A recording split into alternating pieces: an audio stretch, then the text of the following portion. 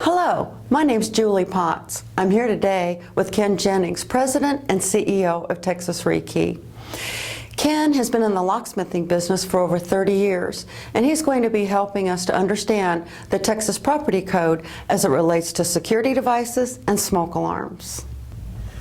Ken, would you please give us a brief summary of the areas regarding the Texas Property Code security device laws? Sure, Julie. First of all, there's a need to rekey. Second of all, you have to add security devices to the property. The exterior doors, the sliding glass doors, the windows, and even some requirements for smoke detectors. Here's a suggested checklist you can use.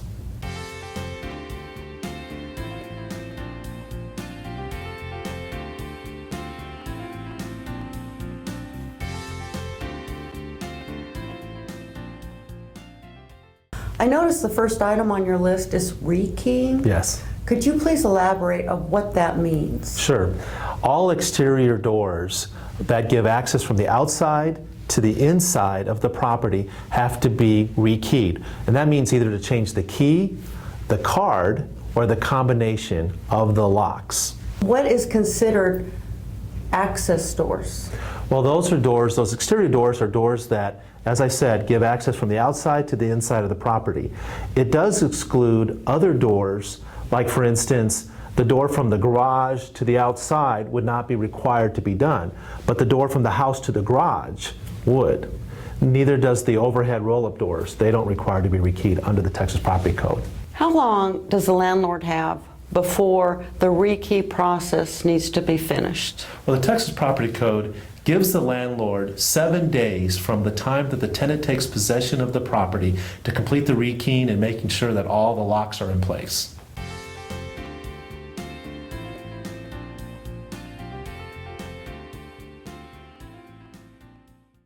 I see the second item on your checklist is hardware. Yes. Would you please help us to understand what the law requires regarding hardware? Sure. I brought along my display, and on my display here I have all the different kinds of hardware that would be required on a rental property. There are 3 things that each exterior door needs to comply. First of all, it has to have a keyed lock, whether that's a keyed deadbolt or a keyed doorknob. However, at least one door, the door that the tenant uses primarily for entering the property, needs to be the keyed deadbolt. And the keyed deadbolt is a deadbolt that has a thumb turn on the inside and the key on the outside. The second thing that the door needs is what's called a one-sided deadbolt. And that's a deadbolt that has a thumb turn on the inside and nothing on the outside. The third thing required is a door viewer, which is right here. Those are the 3 main things required on all exterior doors. Ken, I've found when I've been out on properties that there are doors that have a lock on the door that require a key on both sides in order to open it. Could you help us to understand the requirements on those locks? You're right, I've seen that too. We call them the double-sided deadbolts. The challenge is that they're not mentioned in the Texas Property Code per se. However, there are other city ordinances and fire codes that could play a part in those. Many fire codes say that people have to leave the property without use of a key, knowledge, or special device. And so you want to check your local ordinances or codes to make sure you're not in violation there. I know that Section 8 doesn't allow the double-sided deadbolts. That's very helpful information. Thank you.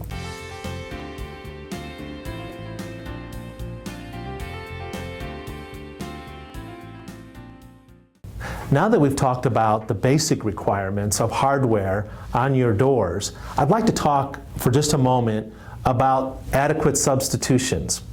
There is a substitute for the door viewer, and that would be a clear glass pane in the door or a one-way mirror that allows the tenant to look outside. When it comes to the keyless deadbolt, there are also 2 substitutions for it. The first is the ring bolt or drop bolt system, as you see in the picture here. The last substitution would be a metal bar or a metal tube across the door.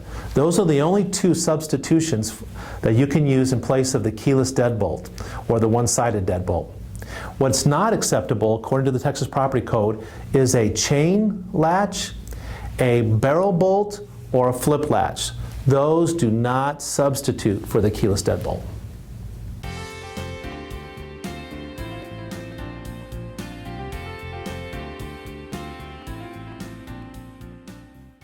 Concerning exemptions, there are properties that don't require the keyless deadbolts. There are 3 exemptions mentioned in the Texas Property Code, and they are, number 1, the dwelling is part of a multi-unit complex in which the majority of the dwelling units are leased to tenants who are over 55 years of age or who have a physical or mental disability. Number 2, a tenant or occupant in the dwelling is over 55 years of age or has a physical or mental disability. And number 3, the landlord is expressly required or permitted to periodically check on the well-being or health of the tenant as a part of the written lease or other written agreement. French doors have an additional requirement. You're dealing with your primary door and a secondary door.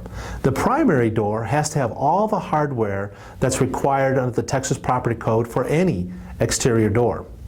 The secondary door has the requirement of having a bolt at the top that goes into the header and a bolt at the bottom that goes into the floor. For additional information on heights and strike requirements, please consult the Texas Property Code.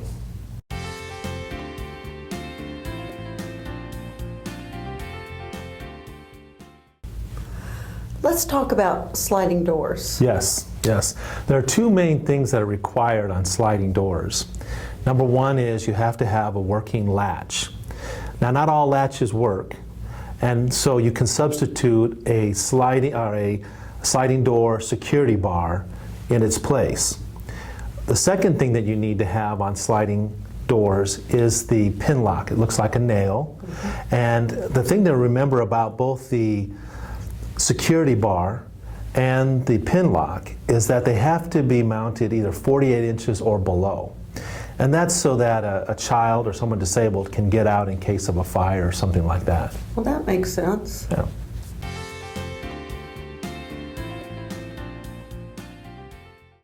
Now we're going to talk about window requirements. According to Texas Property Code, it's my understanding that all windows have to have a locking device. Is that correct? That's correct, Julie. They just have to have a latch just to keep the windows from being open from the outside. Only one latch? That's it, just one working latch, as I said, to prevent the windows from being open from the outside.